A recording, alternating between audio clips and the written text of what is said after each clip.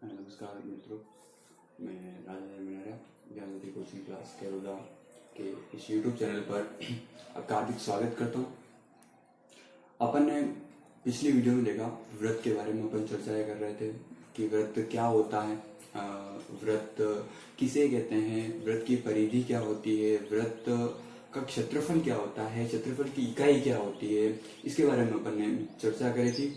और मैंने कहा था कि ये बेसिक मैथ्स है, ये कॉम्पिटिशन एग्जाम के लिए भी काफ़ी महत्वपूर्ण ये चीज़ रहती है यहाँ पर कि हम जो तैयारी करते हैं बेसिक मैथ्स को लेकर, तो वहाँ से अपन क्या है कि ग्राउंड लेवल से ही तैयारी करेंगे तो शायद बेनिफिट्स रहता है। तो उसी के लिए अपन ये वीडियो जो है मैं अपलोड कर रहा हूँ। आज एक छोटा सा क्वेश्चन इस वीडियो को आगे बढ़ाते हुए कि यदि व्रत की परिधि 44 मीटर है तो क्षेत्रफल होगा। देखिए यहाँ पर व्रत की परिधि दे रखी है, क्वेश्चन समझना पड़ेगा। पहले आपको क्वेश्चन ये समझना पड़ेगा कि व्रत की परिधि जो है वो 44 मीटर है तो क्षेत्रफल होगा। वाकई में क्षेत्रफल क्या होगा? इट मीन्स आपको ये चीज दे रखी है व्रत की, तो जो परिधि है वो कितनी है? 44 मीटर है। व्रत की परिधि जो है वो कितनी है? 44 है। अब परिधि का फॉर्मूला भी पता है आपको, जो होता है 2πr। तो 2πr और 44 इक्वल होंगे क्योंकि व्रत की परिधि भी 2πr होती है और दे रखी है 44। 2πr बराबर कितना हो जाएगा? 44। तो r बराबर, जो कि अपने को पहले निकालना पड़ेगा, 44/2π। ठीक है।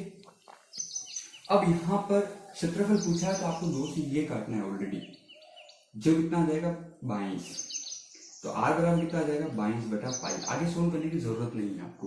अब क्षेत्रफल पूछा है तो क्षेत्रफल का सूत्र होता है πr²।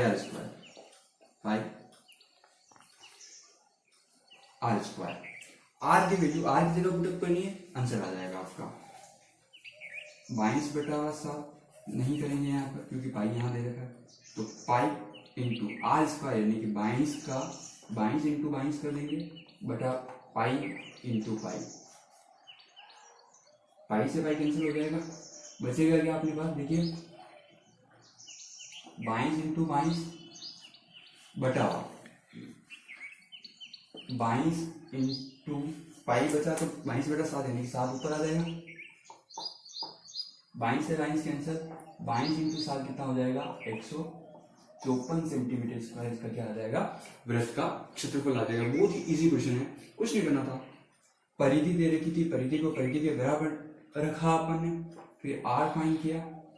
r फाइंड करने के बाद अपन ने क्षेत्रफल का फॉर्मूला पुटअप किया। क्षेत्रफल का फॉर्मूला पुटअप करते ही इजीली इसकी कैलकुलेशन आ गई 154 सेंटीमीटर। बहुत ही इजी क्वेश्चन था। एक ऐसा इजी क्वेश्चन अपन और देखेंगे। तो अगला क्वेश्चन जो है वो है, यदि वृत्त की परिधि वर्ग के परिमाप के बराबर है, यदि वर्ग का क्षेत्रफल 484 मीटर स्क्वायर है तो वृत्त का क्षेत्रफल होगा। दो बातें बोल रखी है, वर्ग वृत्त।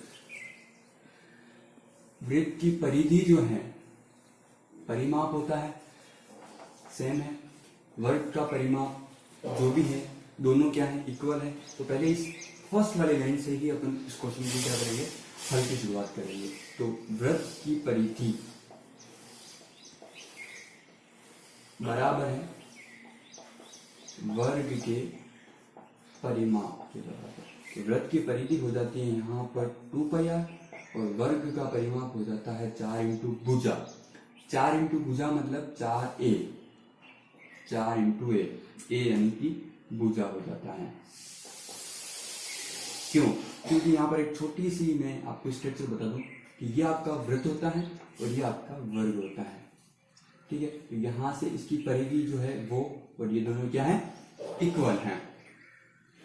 अब यहां से अगर मैं r की वैल्यू पुटअप निकालूं तो r कितना आ जाएगा? 4a divide by 2π। तो r इज इक्वल कितना आ जाएगा? 2a/π। पाई।